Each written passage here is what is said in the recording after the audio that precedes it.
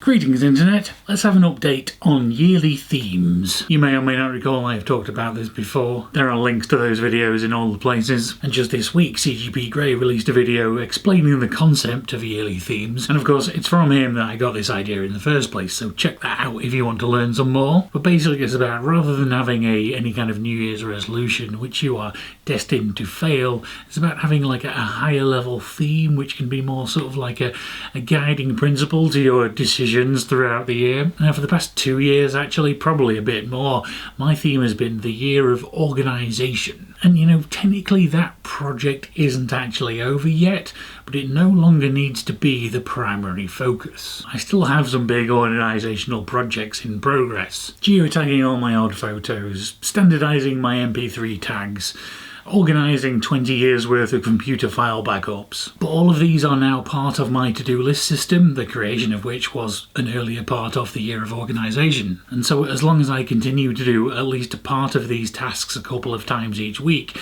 they will eventually get completed, and in fact most of those should be completed at some point this year. Now I do also have a video on this channel titled The Year of Art. The thing is though, looking back at that should never really have been a yearly theme in the first place. It was more just of a side project. It's also a side project which was basically abandoned after a couple of weeks because I just wasn't really feeling it. I wanted to challenge myself to draw more, but I found myself completely lacking any inspiration as to what to draw. Now of course there are various prompts you could go for online to help with that, but it seems like there should have been more coming from myself for it to be an actual project that I would keep going with over time. It immediately felt more like work or a chore and not something I was looking forward to doing. Something I may go back to in the future, but for now that's on a back burner way at the back. So moving on, what have we got for the new theme? Well, that's probably already been spoiled in the video title, but now it is the year of food. Basically what I want to do this year is become more mindful about food. I want to learn more about calories and nutrition and things like that. I want to expand the range of things I know how to cook. I just want to be generally more aware of the things I am putting inside my body. Now I could have called this something like the year of health or the year of nutrition,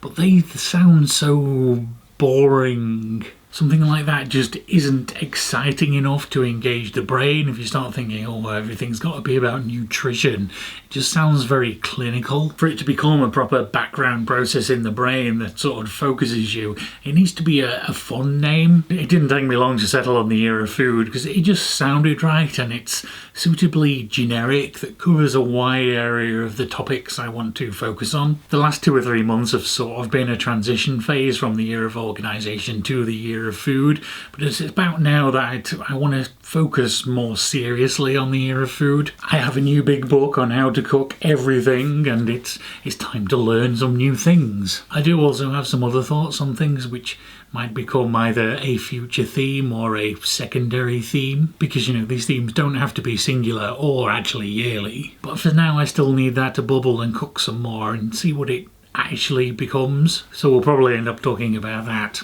at a later date. Do you have a theme or anything in particular you're focusing on this year?